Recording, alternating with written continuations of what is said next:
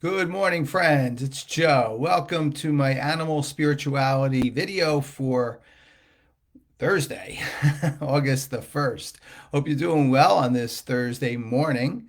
I'm usually not here on a Thursday, but I'm happy to be here with you.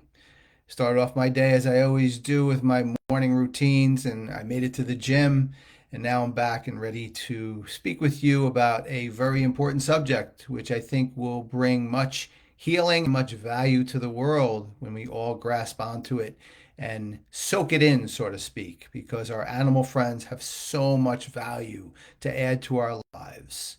And that is my consistent passion is to keep on with that mission, is to spread that word. We're going to attempt to do that today. Today, I'm going to talk with you about my friend Davy. Many rescue organizations have a program where you could sponsor a dog.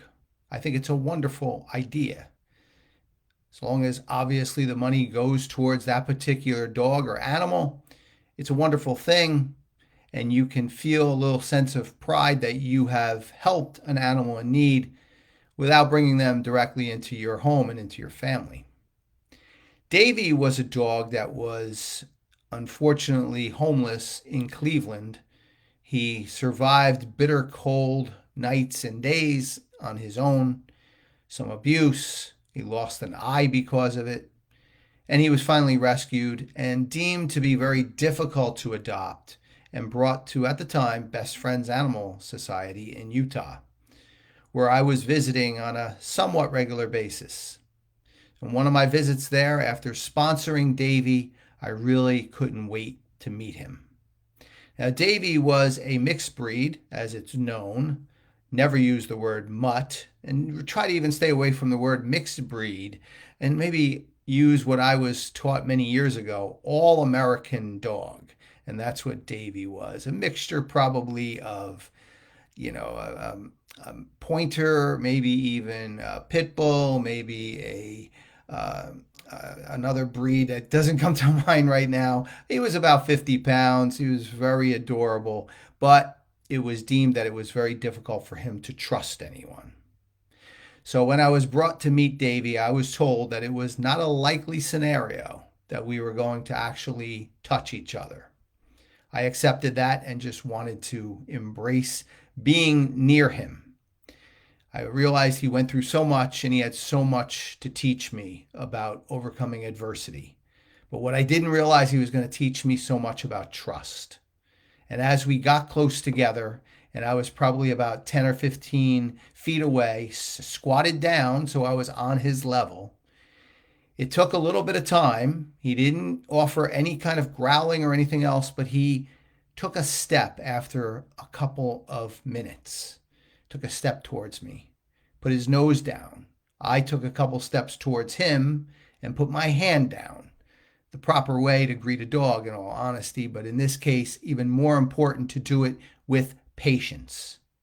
Now, the other thing that occurred to me at this time is Davy was opening up to me, but I needed to not have any thoughts of why shouldn't he trust me? I wouldn't hurt him. He didn't know that, nor does anyone else. We can't assume that we are above all of this difficulty of the world. We have to go there with humility, with the fact that we own part of the distrust that he has just by being part of the human race, unfortunately. So put away any thoughts of, well, he should trust me just automatically. No. So there's patience and humility. Very important in this coming together in trust. Well, after a few minutes more, Davy and I were close enough. He sniffed my hand. I was able to pet him under his muzzle.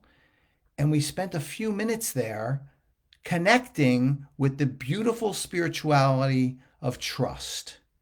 And it takes time, doesn't it? It takes patience. It takes humility. And then finally, it takes discipline. Because trust is earned. You have to have discipline about you to gain that trust and to hold that trust. I am the first to admit that I have betrayed trust in other places in my life at times. It's called being human. We probably all have. But we also recognize those times when we have bought that trust with an immense amount of value to be placed upon it, realizing what it does to make a powerful connection between two individuals that really is a beacon of light to the world. Davy showed me that when he took that first step, and it dawned on me how important this was and how this really does work in a spiritual nature and how it can be such a beautiful thing for all involved. Do you have situations where you were in a situation to build trust? I'm sure you do. Today, I ask you to recall them, to think about them, and to see the value that came from them, the beautiful value that came from them, spiritually for you, that other individual, and yes, when you tell the story to the world. Well, my friends, that's my spiritual message from animals for you today.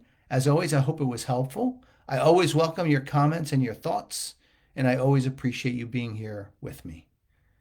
I look forward to continuing these animal spirituality videos with you, but our next video will be on Sunday, and that will be a scripture reflection, as I think it will always be on Sunday, which I think is an appropriate day to offer the scriptures and look at that and how it works within our life to add value all the time. I wish you all a wonderful Thursday, and I'll see you back here soon. Take care.